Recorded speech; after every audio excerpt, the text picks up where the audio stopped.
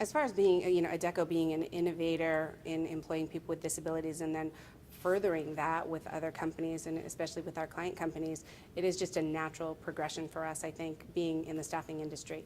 I think because we have access to clients, it makes it much easier for us to be a champion in saying, look at the success that we've had internally in employing people with disabilities, in working with, agencies like Mass Rehab Commission and others. We work on a local level as well as on a national level.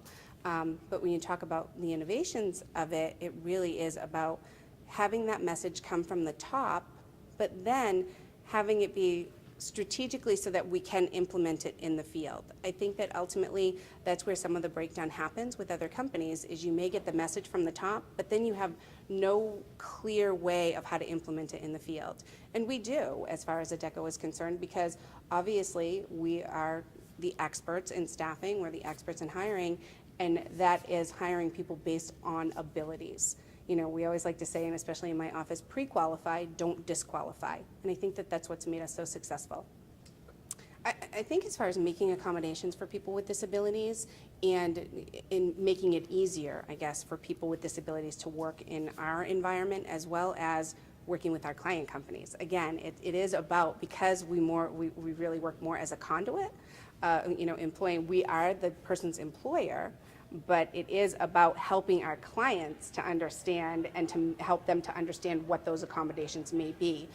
It can be a challenge at times, but I think one of the things that we've been really successful in, again, is by working through our National Business Diversity Council and working closely with our diversity manager and our VP of diversity, Lois Cooper, and finding out what we've done, what we've been able to do in the field. Then we all share those and come back and kind of formulate best practices.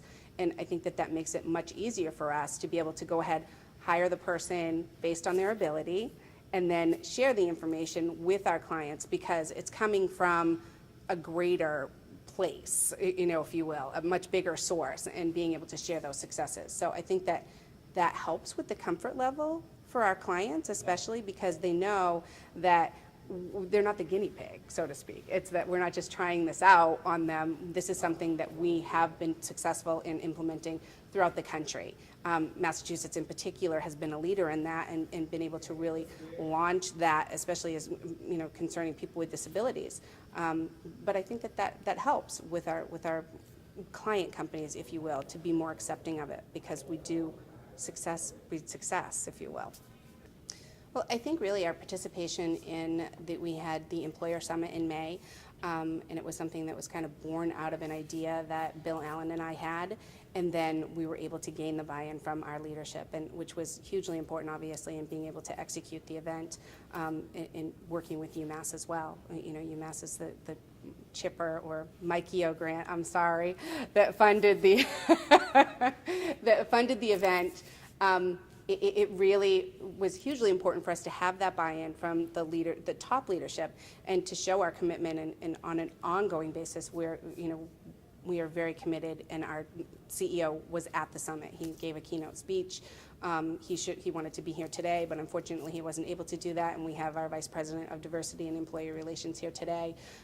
We have, our Senior Vice President of the Northeast has been very active in this as well. So I think that, we can honestly say that you really do need to have, it's very important to have that from a leadership standpoint and have it come from the top again, but then to have the plan in place so that you can actually implement it in the field.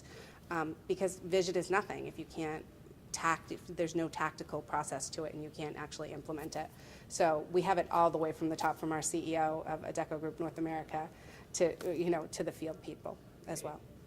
I'm happy to say that we have enjoyed a great deal of success with our partnership with Mass Rehab as well as Abilities Inc. and MBDC, but locally I know that one true success story for us was we did place someone with one of our client companies, and he was hired on full-time. It was a temp to perm position. Let him know it was a temp to perm position. He was definitely interested. He was hired, and then at the end of the temporary period, he was hired full-time.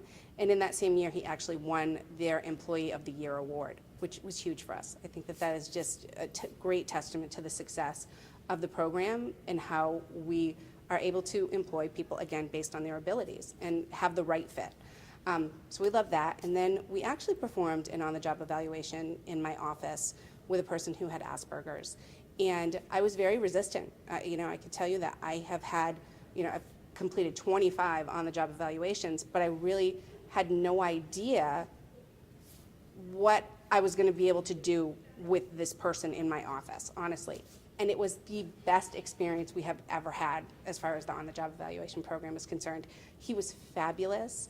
My staff, after he was done with his internship, if you will, his evaluation period, they said, thank you so much for having him in our office. It just showed us that it doesn't matter, that the disability doesn't matter. It's about the person's ability. And he was off the charts on things and just really enriched our environment by being there. So it was a huge success for us, so that we knew that there wasn't anything that we couldn't do.